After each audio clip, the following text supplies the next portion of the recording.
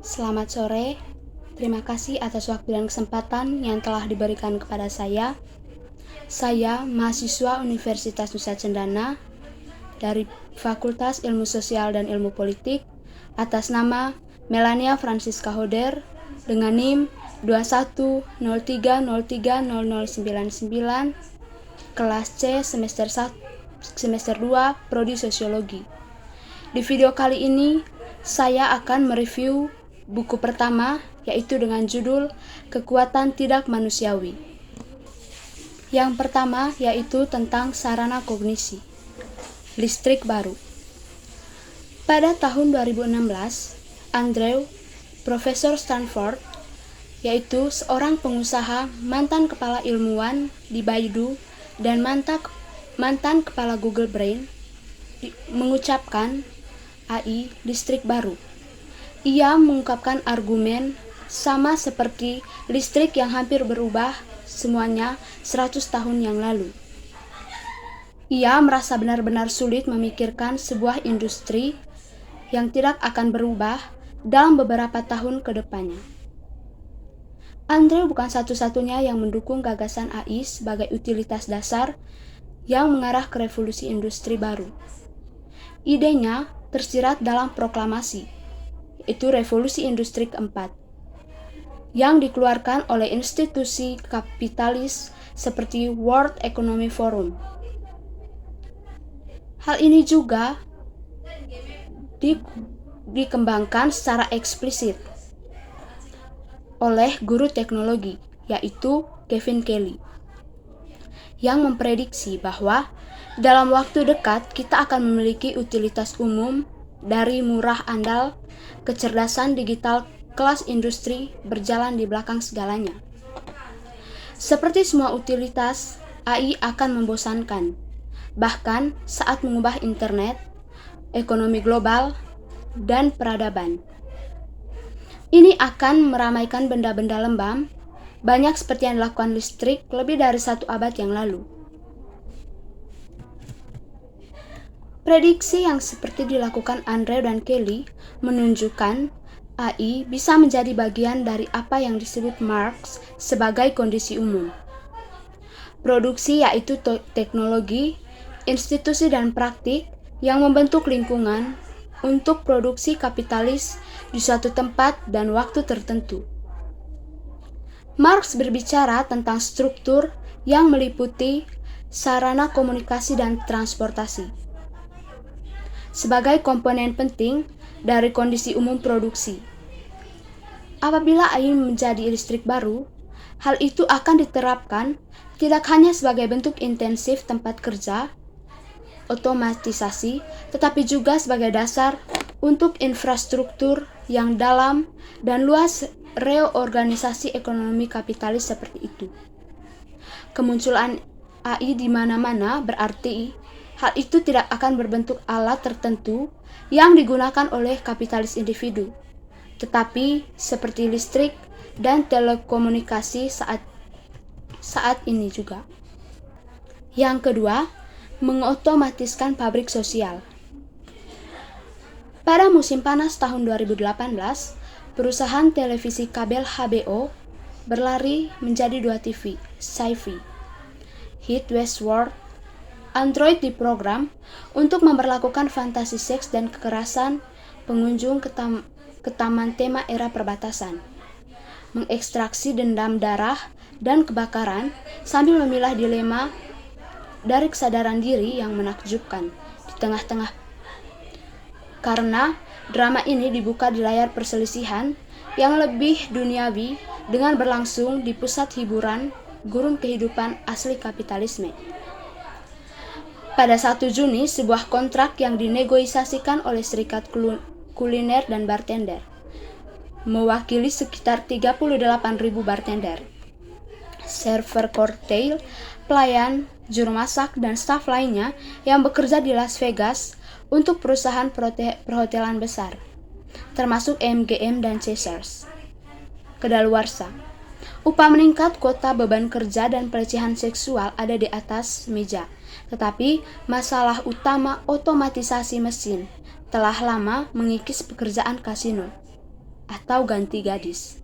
Telah digantikan oleh dispenser tunai di lantai judi dan koki, berkurang oleh persiapan makanan massal. Mendekati cakrawala adalah layanan kamar robot, meja check-in digital, dan pesanan koktail layar sentuh.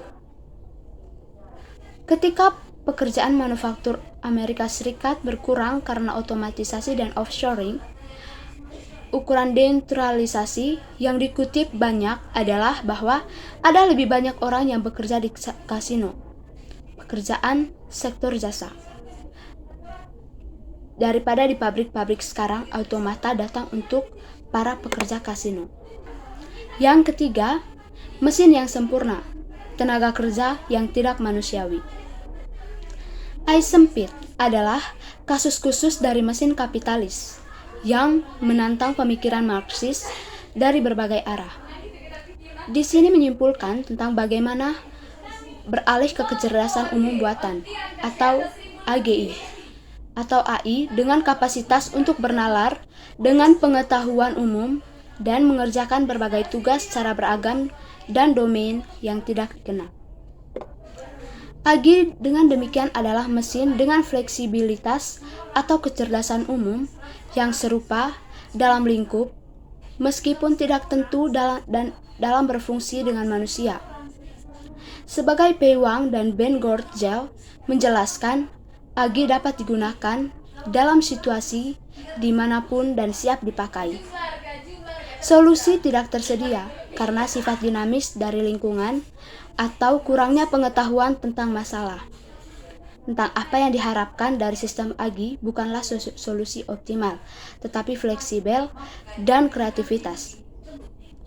Referensi untuk fleksibel dan kreativitas ini memiliki kemiripan yang mencolok dengan konsep kerja Mark Mars. Bagaimanapun, ia mengandaikan bahwa tenaga kerja adalah karakteristik manusia yang eksklusif.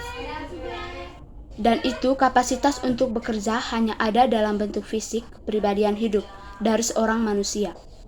Terhadap antroposentrisme ini, ia berpendapat bahwa isomorfisme antara gagasan teoritis konsep AGI dan Marx tentang tenaga kerja itu, AGI sangat menantang teori nilai Karl Marx, khususnya aksioma bahwa hanya manusia yang dapat bekerja dan menciptakan nilai daripada mesin. Dengan kata lain, adalah kasus khusus mesin kapitalis yang statusnya sebagai mesin harus dipertanyakan. Ia berpendapat bahwa AGI tidak hanya berpotensi bekerja tetapi di bawah kondisi tertentu. Potensi konsekuensi dari AGI untuk cara produksi kapitalis dan umat manusia yang sangat berkembang drastis. Yang keempat, kapitalisme yang tidak manusiawi.